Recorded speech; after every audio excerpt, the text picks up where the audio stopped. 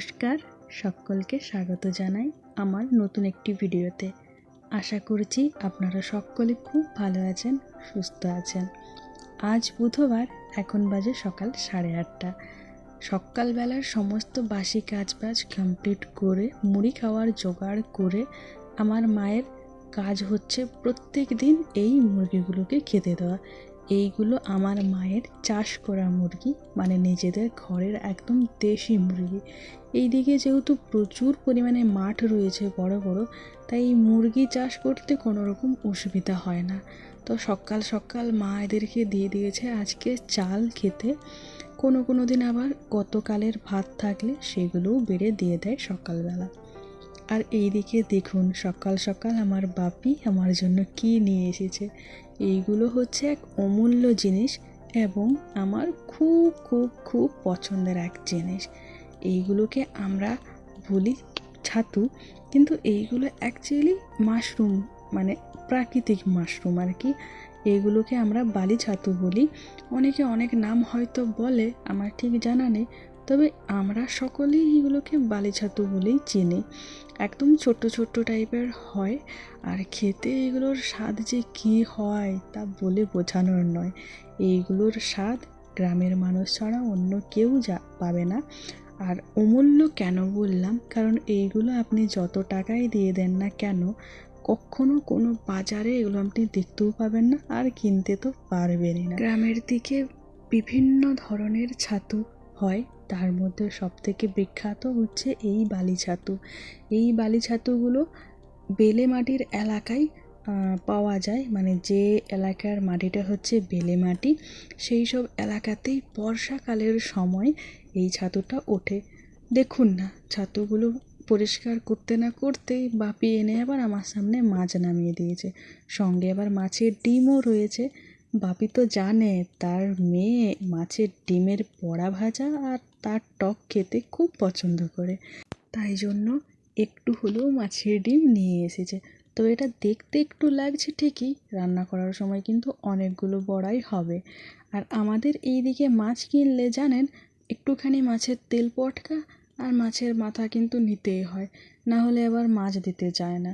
আর এই যে মাছগুলোয় আঁশ রয়েছে, তো বাপি বলল যে ছাতুগুলো পরে পরিষ্কার করবে, আগে মাছগুলো ধুয়ে পরিষ্কার করে নুন হলুদ মাখিয়ে দাও, না হলে কিন্তু মাছগুলো নষ্ট হয়ে যাবে। আর এই বালি ছাতুর বিষয়ে আপনাদের তো ধীরে ধীরে সবই বলবো। এই তো এসেছি, এখন আমি যতদিন থাকবো আর যতদিন এই ছাতু পাওয়া যাবে ততদিন বাপি আনবেই আনবে প্রত্যেক দিন আমার জন্য। আর আমার শ্বশুরবাড়ির গ্রামের দিকে কিন্তু এই ছাতু পাওয়া যায় না, তাই বর্ষাকালের সময় যে বছরই আমি আসি আমার বাবার বাড়িতে, বেশ উপভোগ করি এই ছাতুর স্বাদ। আর সত্যি কথা বলতে এই ছাতু তো টাকা দিয়ে কিনতে পাওয়া যায় না, আপনাদের তো বললামই। এই ছাতু খুব বেশি পরিমাণে পাওয়া যায় না, আর যারা যারা পায় তারা নিজেরাই বাড়িতে রান্না করে খেয়ে নেয়। এগুলো আর কেউ বিক্রি করতে যায় না। যদি বেশি পরিমাণে পাওয়া যেত তাহলে হয়তো বিক্রি হতো। আর এগুলো বেশিরভাগ সময় ওই মাঠে ঘাটেই হয়, মানে কোনো মাঠে বা ধান চাষ করা হয় যে ক্ষেত, সেই ক্ষেতের আলে এই ধরনের জায়গাতে হয়। আর খুব ছোট্ট ছোট্ট সাইজ তো, তো এইগুলোকে একটা একটা করে তুলতে হয়, বেশ টাইম লাগে।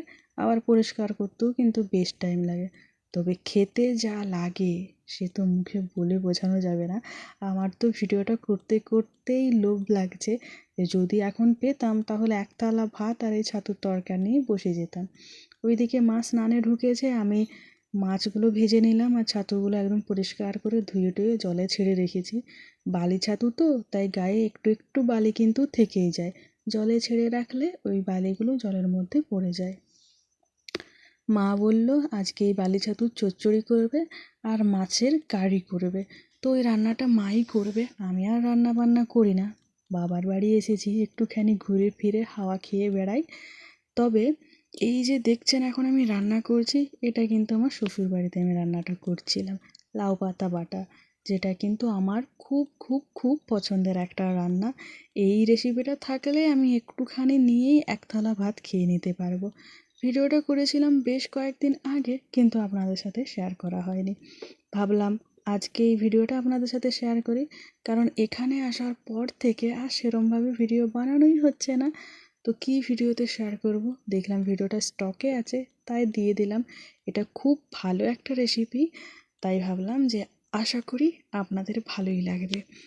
তো যাই হোক, আমি রেসিপিটা বলা শুরু করি কী কী করলাম বা কীভাবে করলাম। প্রথমে তো লাউ পাতাগুলো আমি বেশ ভালো করে ধুয়ে নিয়েছিলাম, তারপরে বড় বড় করেই কেটেছি, কারণ এগুলোকে পরে আবার শিল নোড়াতে করে বাটতে হবে। বড় বড় করে কুচিয়ে কেটে আবার একবার ধুয়ে নিয়েছি। আর নিয়েছি হচ্ছে আদা নয়, রসুন আর পেঁয়াজ। আদা কিন্তু নিইনি, রসুন পেঁয়াজ। তো কড়াইতে আমি দিয়ে দিয়েছিলাম তেল। রান্নাটা পুরোটা সর্ষের তেলে করলে খুব ভালো হয়। কেন জানি না এই দিন আমি প্রথমে রিফাইন তেল বা সাদা তেল দিয়েছিলাম, হয়তো ভুল করে দিয়ে দিয়েছিলাম। যাই হোক, কড়াইতে তেলটা গরম হয়ে যাওয়ার পর গোটা জিরে আর শুকনো লঙ্কা ফোড়ন দিয়েছিলাম।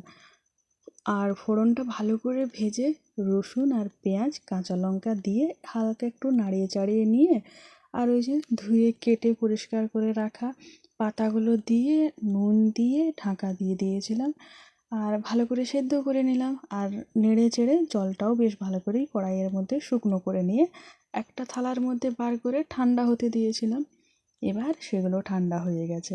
ঠান্ডা হয়ে যাওয়ার পর এবার এই যে শিলনোড়া দিয়ে আমি বেশ ভালো করে বেটে নেব। তবে খুব মিহি করে যে বাটতে হবে তার কোনো মানে নেই, মোটামুটি বেটে নিলেই কিন্তু হবে। তো এখানে রয়েছে হচ্ছে শুকনো লঙ্কা, কাঁচা লঙ্কা, গোটা জিরে, রসুন, পেঁয়াজ আর শাক, সব কিন্তু অল্প তেলে সেদ্ধ করা রয়েছে। এগুলোকে আমি শিলনোড়ায় বেটে নিচ্ছি। হ্যাঁ, মিক্সার গ্রাইন্ডারে করে বাটলেও হতো, কিন্তু কি জানেন তো, মিক্সার গ্রাইন্ডারের বাটা আর শিলনোড়ার বাটার মধ্যে অনেক পার্থক্য রয়েছে। এই পেস্টটার মধ্যেও পার্থক্য রয়েছে, সেই সঙ্গে এর স্বাদের মধ্যেও কিন্তু অনেক পার্থক্য রয়েছে। কাঠের জাল দিয়ে উনুনে রান্না করলে যেমন স্বাদ হয়, গ্যাসেতে রান্না করলে কিন্তু সেই স্বাদ পাওয়া যায় না। ঠিক তেমনি শিলনোড়ায় বাটলে যেমন স্বাদ পাওয়া যায়, মিক্সার গ্রাইন্ডারে বাটলে কিন্তু অতটা ভালো স্বাদ পাওয়া যায় না। আমি বেশিরভাগ সময় শিলনোড়াই ব্যবহার করি। যদি খুব বেশি মশলা বাটতে হয় তাহলে কিন্তু মিক্সার গ্রাইন্ডার ব্যবহার করি। যাই হোক, কড়াইতে এবার সরষের তেল দিয়ে দিয়েছি, আর ওই যে পাতাটা বেটে নিয়েছিলাম সেই পাতা বাটাটা ডাইরেক্ট দিয়ে দিলাম এই তেলের মধ্যে। এবার নাড়িয়ে চাড়িয়ে বেশ ভালো করে ঝরঝরে করে ভেজে নেব। সব তো দেওয়াই আছে, আর কিছু দিতে হয়নি, শুধু পাতাটাকে বেশ ভালো করে বেটে নিয়েছি। এত ভালো স্বাদ হয় না এই রান্নাটার, যে কি বলবো। একটুখানি নিয়েই এদিকে আজকে দুপুরের জমজমাটি খাওয়া দাওয়া ছিল। মাছের ঝাল দেওয়া মানে কারি, মাছের ডিমের বড়া, টক, আবার আমার খুব খুব খুব পছন্দের বালি ছাতুর চচ্চড়ি। এইসব খেয়ে একটা ঘুম দিয়েছি। ঘুম থেকে উঠে দেখি হালকা হালকা বৃষ্টি পড়ছে। তো এই মুরগিগুলো সেই বৃষ্টিতে নেচে নেচে বেড়াচ্ছে। তবে চলুন, আজকের ভিডিও এই পর্যন্তই রাখি। কেমন লাগলো আজকের এই ভিডিও অবশ্যই কমেন্টে জানাবেন।